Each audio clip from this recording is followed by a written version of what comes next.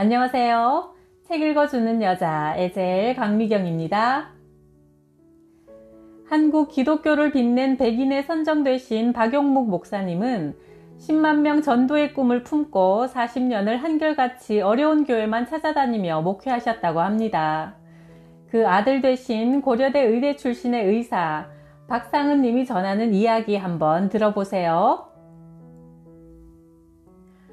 아버지 박용묵 목사님은 사역 현장에서 겪은 어려움과 고난을 오직 기도와 인내로 참고 견디셨다. 그리고 결국 인내와 기도가 승리한다는 사실을 몸소 보여주셨다. 아버지가 시무하시던 서울 영등포 대길교회 마당은 나와 쌍둥이 동생이 친구들과 어울려 뛰노는 놀이터였다. 교회 뜰이 우리 집 마당이었던 터라 그곳에서 온갖 장난과 구슬치기를 하며 놀았는데 교회 뒷집에 사는 분이 우리를 그렇게 미워했다. 그는 불신자였는데 교회 옆에 살고 있다는 사실을 무척 싫어했다.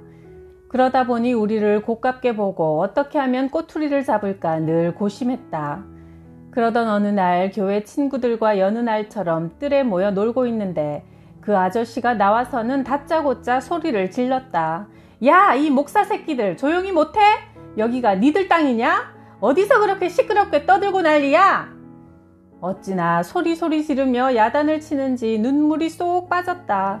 너무 놀라기도 하고 억울하기도 해서 부흥회를 마치고 돌아오신 아버지께 일렀다. 아버지, 뒷집 아저씨가 예배당 마당에서 떠들고 논다고 목사 새끼들이라면서 욕하고 야단쳤어요.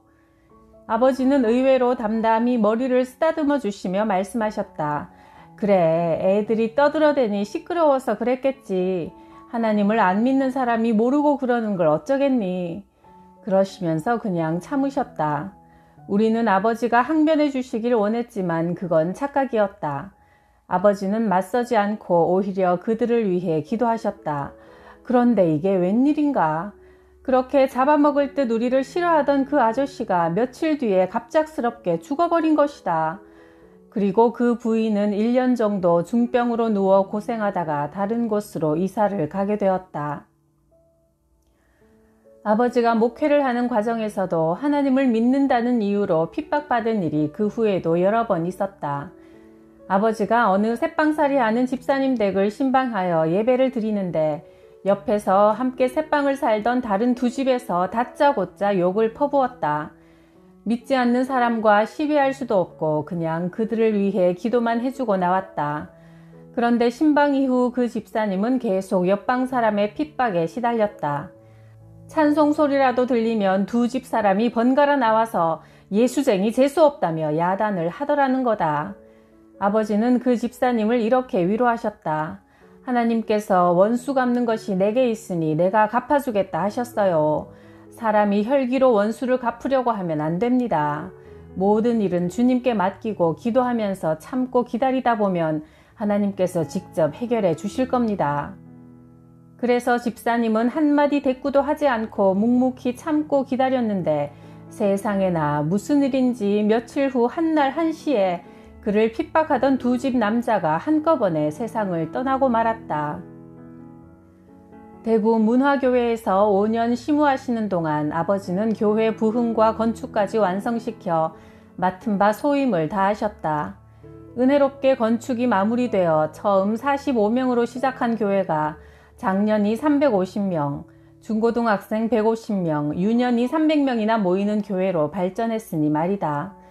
교회는 날로 번창하고 성장했는데 그때부터 담임 목사를 향한 핍박도 함께 시작되었다. 문화교회에는 장로님이 4분 계셨다. 다들 목사님과 뜻을 같이 하며 교회 부흥을 위해 애썼으나 그중 한 장로님이 유독 담임 목사를 향해 사사건건 불평 불만을 표출하기 시작했다. 김 장로님은 목사님의 일거수일투족을 걸고 넘어졌다.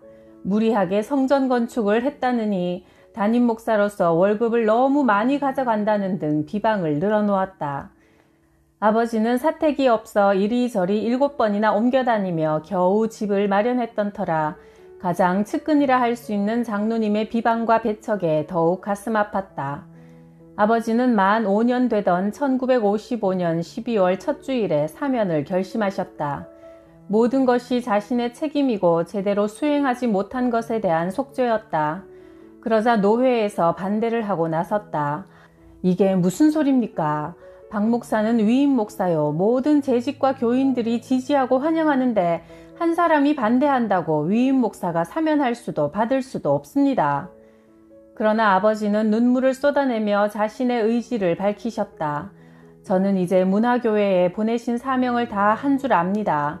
문화교회는 이제 큰 교회가 되었으니 어떤 목사님이 오셔도 감당할 만합니다. 제가 더 있으면 사례나 많이 받고 편안할 것밖에 없으니 저는 이제 더 약한 곳으로 가겠습니다. 또한 한 분이 반대할지라도 제가 영역이 부족하여 감동 감화를 시킬 수도 없고 수완이 없어 그분을 껴안을 수도 없으니 제가 떠나는 게 옳습니다. 아버지는 12월 첫 주일 밤 강단에 서서 도저히 입이 떨어지지 않아 애꿎은 물만 연거푸 마시던 중 사면하게 되었다는 이야기를 전했다. 교회는 금세 울음바다가 되었다. 그럴 수는 없다며 가시지 말라고 애원하는 성도, 그동안 목사를 괴롭히던 장로님도 미안하다며 악수를 청하는 등 전별식은 눈물바다를 이루었다. 아버지 역시 혼신의 힘을 다해 성전 건축을 하고 부흥하는 모습을 체험하며 신나게 사역했던 터라 서운함도 크셨다. 그러나 떠나야 할 때가 왔음을 직감하신 듯 사면을 겸허하게 결단하셨고 그렇게 문화교회에서의 사역을 마치셨다. 그리고 얼마 후 너무나 놀라운 소식을 들었다. 담임 목사를 그토록 배척하고 반대했던 김 장로님이 원인 모를 병으로 며칠 뒤 세상을 떠났다는 것이다. 1955년 12월 첫 주일 예배, 그렇게 아버지 박용묵 목사님이 문화교회를 이별하고 부임한 곳은 대구 동신교회였다. 동신교회는 여러 가지 사건으로 담임 교역자 없이 노회에서 나온 강옥선 전도사님이 심호하는 중이었다. 교회라고 해야 사방에서 비가 새고 문이 다 망가져 있었고 나무 종탑마저 썩어서 넘어져 있는 열악한 상황 그 자체였다. 교인이라고 해봐야 장년과 학생들을 합해 70명이 모였다. 아버지는 그저 하나님께 기도하는 수밖에 없다는 마음에 새벽 예배 후 예배당에 남아 간절히 하나님께 매달리고 있는데 그날따라 재직들이 난로가에 둘러앉아 두런두런 이야기를 하는 통에 기도에 집중할 수가 없었다. 다들 추운데 안 가시고 무슨 일입니까? 아유, 목사님 여기 좀 보십시오. 이상하게도 어제 저녁에 피운 난로불이 아직 벌겋게 그냥 있습니다. 네? 그럴 리가요? 서둘러 난로가를 들여다보니 정말 훈훈했다. 주일 저녁 일찍 불을 한번 피우고 나면 석탄을 아끼느라 더 피우지 않는데 겨울밤 내내 불이 꺼지지 않고 다음날 새벽 기도회까지 활활 타오르고 있으니 신기한 일이었다. 성도들 모두 신기해하고 있는데 황정훈 집사람 분이 또다시 꿈 이야기를 꺼냈다. 목사님, 제가 지난밤에 아주 이상한 꿈을 꾸었습니다. 제가 어느 바닷가를 갔는데 흰옷 입은 성도들이 구름대같이 모여 앉아 있고 박 목사님께서 팔을 벌려 성도들을 안으시더라고요. 다들 기뻐서 어쩔 줄을 모르고 있는데 큰 배가 한 척 목사님 옆으로 다가왔어요. 천사들이 가득 타고 있었고 그 중앙에 예수님께서 점잖게 서 계시는 겁니다. 꿈속에서도 너무 놀랍고 좋아서 어쩔 줄을 몰라 하다가 잠이 깼습니다. 해몽 좀 해보십시오. 동신교회 새벽재단에 성도들과 옹기종기 따스한 난로가에 모여 앉아 그런 은혜로운 이야기를 나누니 아버지는 그간의 서글픔이 스르르 사라지는 기분이었다고 한다. 그렇게 동신교회는 아버지의 부임으로 성전 건축과 함께 부흥의 초석을 다지게 되었다. 아버지는 이곳에서 8년간 열정적인 사역을 마치면서 이곳에서 심호하던 전도사님에게 위임하고 다시 교인 몇 명밖에 되지 않고 교회 분열로 어려움에 처해 있는 대길교회로 옮겨서 20년간 심호하시며 10만 영혼 구원이라는 사명을 위해 헌신하셨다. 나는 고려대 의대에 진학하고 난 뒤 소위 좀 논다는 서클에 가입하게 되었다. 예술적인 기질이 있던 나는 처음 경험하는 대학 문화에 완전히 빠져들어 1년 정도 밤을 지새우며 놀면서 신앙은 나락으로 떨어졌다. 그러던 중 갑작스레 질병이 찾아왔다. 어느 날부터 하나 둘 염증이 얼굴에 올라오더니 어느새 피부염으로 뒤덮였다. 마치 비늘이 일어나듯 아토피 피부는 나날이 심각해져 급기야 사람들 앞에 나설 수 없을 정도라 멀리서 아는 사람이 다가오면 골목으로 피할 정도로 대인 기피증까지 시달렸다. 고통 가운데 1년을 보내는 동안 아버지는 나를 위한 기도를 놓지 않으셨고 많이 노쇠해진 아버지의 구분 등을 바라보면서 그동안 소홀히 했던 신앙생활이 떠올랐다. 습관적으로 예배드리고 형식적으로 기도했던 것을 회개하고 말씀을 묵상하기 시작했다. 누가복음 5장을 읽다가 마음에 뜨거운 성령불이 임했다. 베드로가 밤새도록 그물을 던졌지만 허탕만 치다가 깊은 곳에 그물을 던지라는 예수님의 말씀에 순종하고 나서야 배가 가득 차도록 만선의 기쁨을 얻는다. 하지만 그 기쁨에 취하는 것이 아니라 그 자리에서 무릎을 꿇고 주님이라고 믿음을 고백한 뒤 제자의 길을 걷는다. 그 말씀을 읽는데 마음에 강한 감동이 느껴졌다. 아, 베드로가 만선의 축복을 받았지만 그것은 베드로의 노력이 아니라 하나님의 은혜였구나. 그런데 나는 나 혼자만 노력하면 다 될 것처럼 살았구나. 그런 깨달음이 임하자 그 자리에 꼬꾸라져 기도가 터져나왔다. 나도 모르는 사이 교만해져서 하나님을 무시하고 내 맘대로 살았던 생활을 회개하는 기도가 나왔다. 오랜 시간 하나님 앞에 엎드려 울며 불며 기도하는데 기도 중에 하나님의 은혜가 강하게 내게 임하고 있다는 사실이 느껴졌다. 하나님, 앞으로는 주님 뜻대로 살겠습니다. 주님께서 주신 복을 평생 나누며 살겠습니다. 주님, 연약한 저를 도와주십시오. 오랜 기도를 마쳤을 때 나는 분명히 예전과는 다른 모습이었다. 어떻게 살아야 하는지 확신이 생기면서 내 피부병이 나았다는 믿음이 왔다. 그리고 그 시간 이후 온몸을 뒤덮었던 염증이 하나둘 사라지고 예전의 깨끗한 모습으로 돌아오게 되었다. 그날 이후 나는 그간의 방황을 청산하고 의사, 치과의사, 한의사들의 모임인 한국 누가회를 설립하는 데 힘을 모아 활동을 시작했다. 기독 의사로서 진정한 치료자이신 예수님의 뒤를 따르는 의사가 되어 환자들에게 치료를 통해 하나님의 사랑을 베풀고 복음을 전하는 사명을 감당하게 되었다. 신의 언어라는 책을 쓴 프랜시스 콜린스는 게놈 프로그램, 한 생물의 모든 유전 정보를 완성시킨 생물학자다. 그는 31억 개의 유전자를 신의 언어라고 해석했다. 하나님께서 인간을 창조하실 때 사용한 말씀이 곧 신의 언어이며 유전자, DNA는 그 언어의 설계도라는 것이다. 그러므로 결국 유전자 이상으로 일어나는 질병 역시 언어, 즉 말씀으로 치유될 수 있다고 말한다. 믿음으로 병자를 위해 손을 얹어 기도하거나 환자 스스로 기도할 때 기도라는 신의 언어로 병을 치유받을 수 있는 것이다. 말씀으로 세상을 창조하셨듯이 믿음의 기도로 병이 낫는 기적도 일어날 수 있다는 말이다.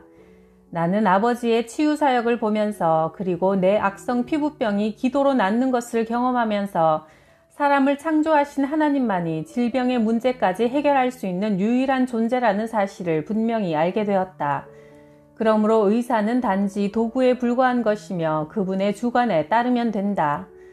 다음에 소개할 아버지가 체험하셨던 신유의 기적 역시 31억 개의 유전자를 움직이는 신의 언어인 기도에 집중했기 때문에 선물로 주어진 것이라 생각한다.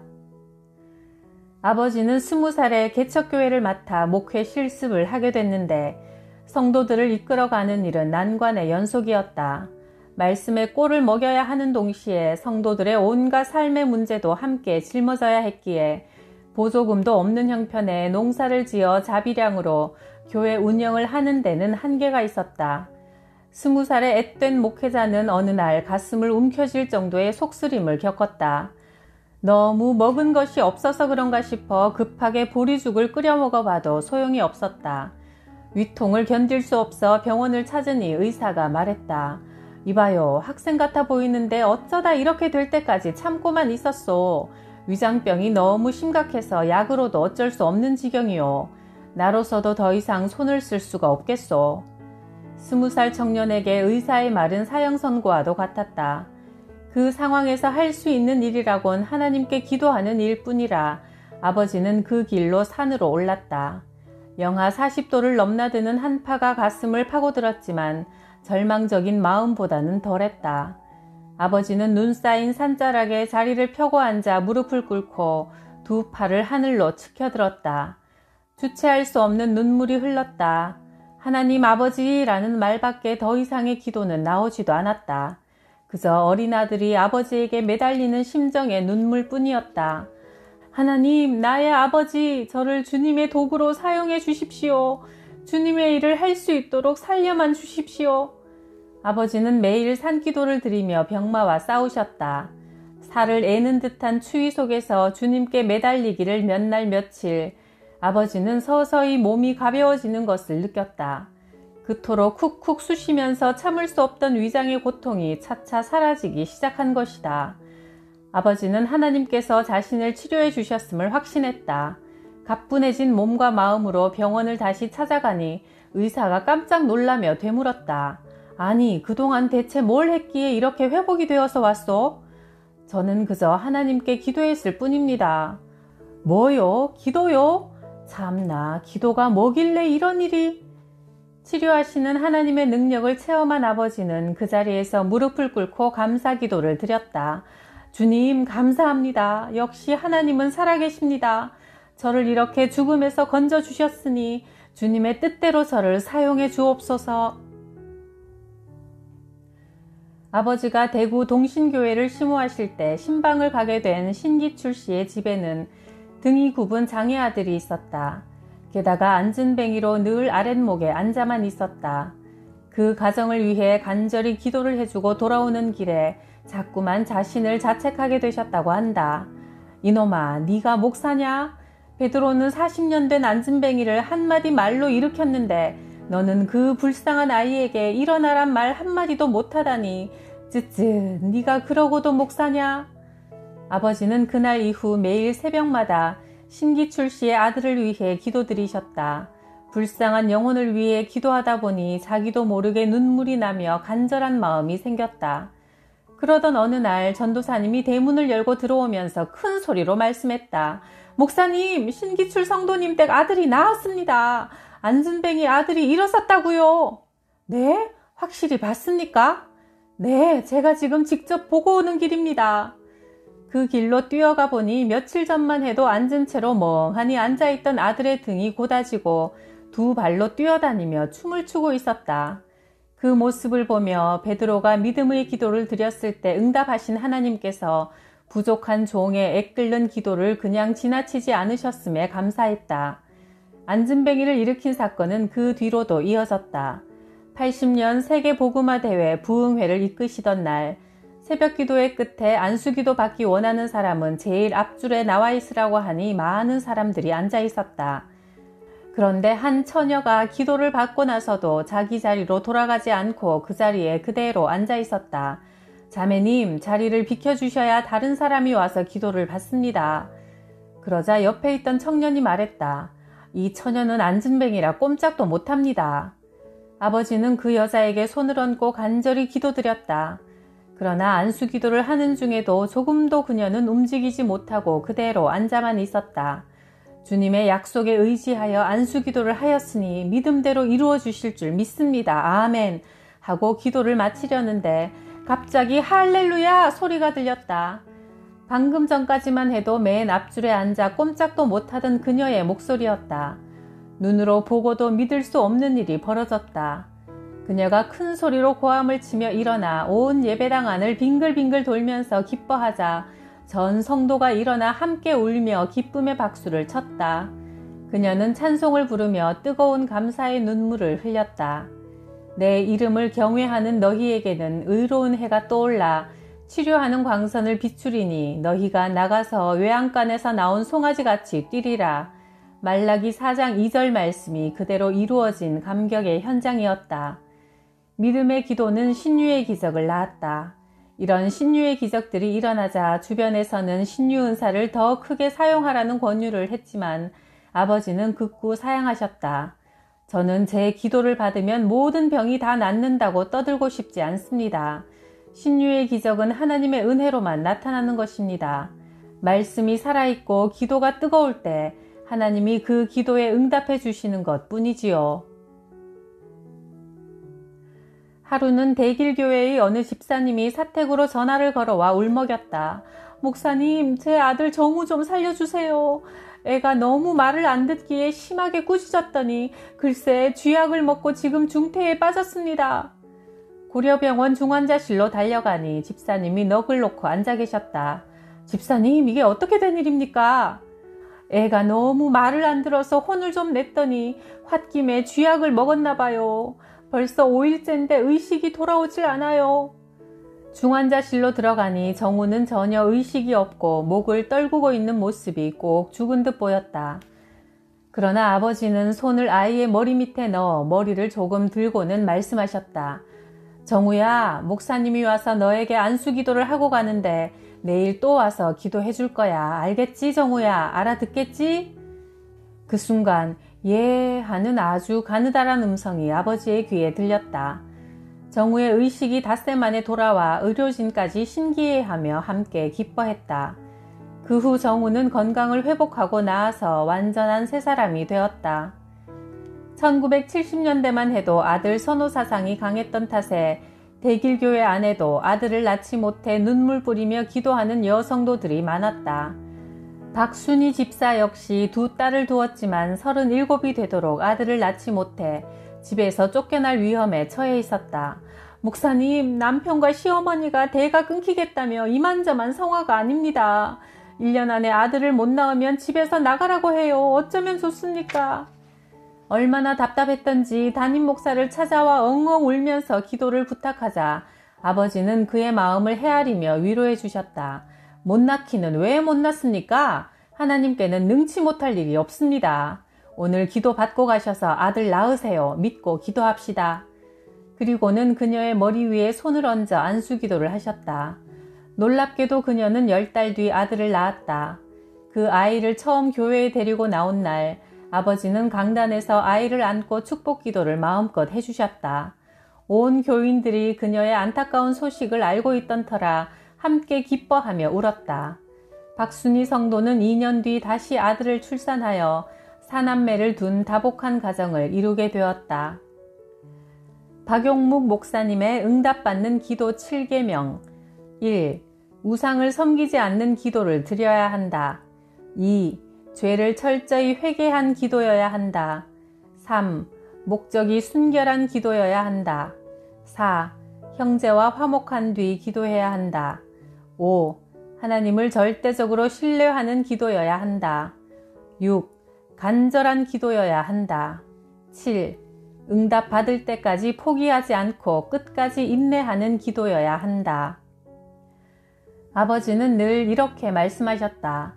성경 말씀에 쉬지 말고 기도하라고 되어 있는 것은 숨을 쉬는 것처럼 언제 어디서나 기도하면 들어주시겠다는 하나님의 약속입니다. 그러니 기도하세요. 하나님이 누구 기도는 들어주시고 누구 기도는 안 들어주신다고 생각하면 잘못된 생각입니다. 철저히 회개하면서 순수한 마음으로 하나님께 다 말하세요. 들어주지 않을 기도를 왜 하라고 하겠습니까? 들어주기 위해 기도하라고 하시는 것이요. 기도는 신의 언어라서 하나님께서 응답하시고 병도 낫는 능력이 있네요. 언제 어디서나 숨쉬는 것처럼 기도해서 기적을 체험합시다. 구독, 좋아요, 댓글의 기적에도 감사드려요.